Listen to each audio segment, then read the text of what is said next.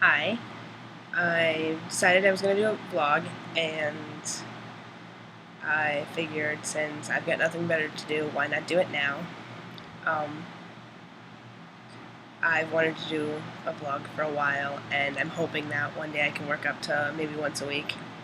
I'm not very good with public speaking, so that's why you'll see my eyes darting around the screen and trying to avoid the camera or eyes, and I'm not very I giggle and say a lot, so expect that. Anyway, I want to talk about my day and try to get through this as quickly as possible.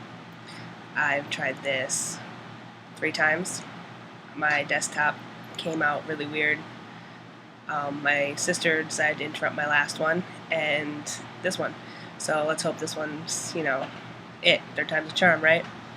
So I decided I was going to talk about my day.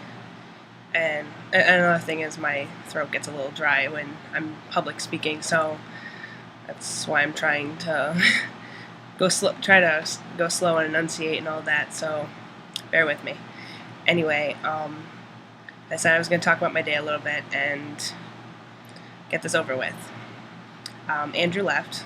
He went to New York for the day, and tomorrow he went to go see his father in the hospital.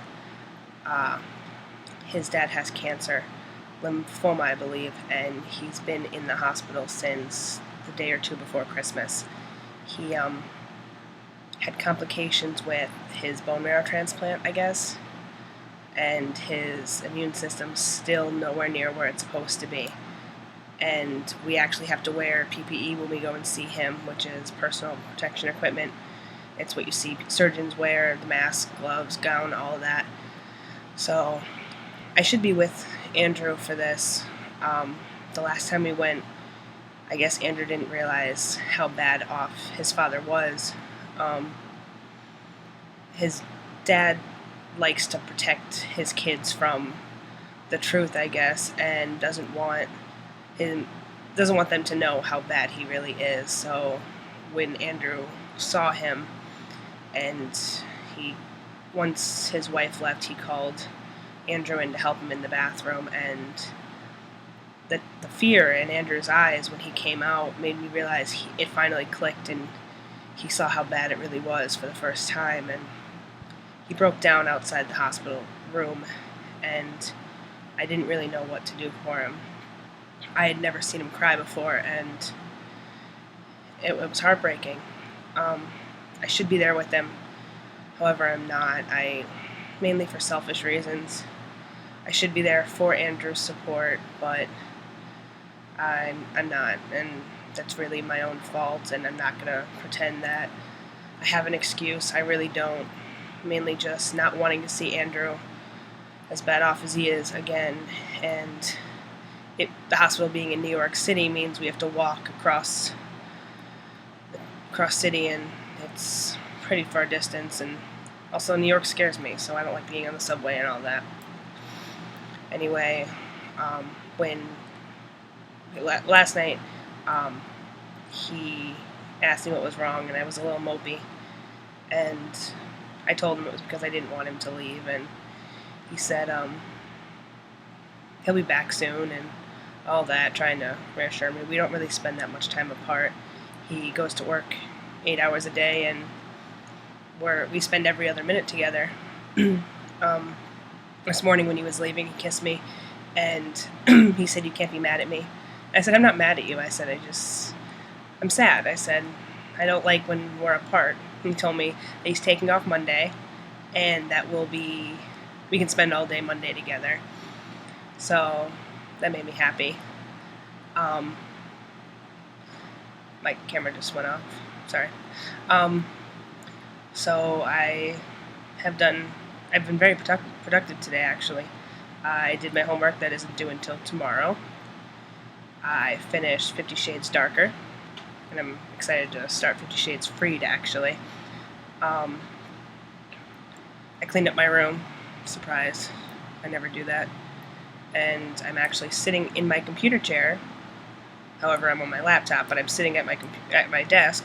I never get my computer chair. Andrew's always in it. So I've got many things I could do today. Um, I made dinner. I cleaned up the house a little bit, and my mom took her took the kids to the park today with her boyfriend, who stayed over. I don't like him very much, but I was able to sit in my room yesterday and today and avoid him as much as possible. Anyway, they took the kids to the park, and then she left to go to his house for the rest of the weekend. And my brother informed me that he's no longer grounded, which he was grounded because his room was a mess. So a mess. I can't even begin to describe it. There was garbage, papers, dishes, stuffed in every crevice. And the other day, she had pulled everything out, told him to clean it up, and that yesterday we'd go back and... Was it yesterday? Today? Saturday? It might have been Thursday we did it. That on Thursday we would rearrange his room and get his posters up and all that, because he was supposed to be having a friend over yesterday. All the stuff she pulled out, he threw back in every crevice he could find, and Thursday when we were rearranging and all that, we found more. All of the same stuff that she had pulled out already. So we get more upset, and she finally grounded him until further notice. And apparently until further notice is 2 days. These kids are really spoiled. My mother did it to us, but we weren't nearly as bad as they are. Zach is incredibly manipulative, and it really just pisses me off.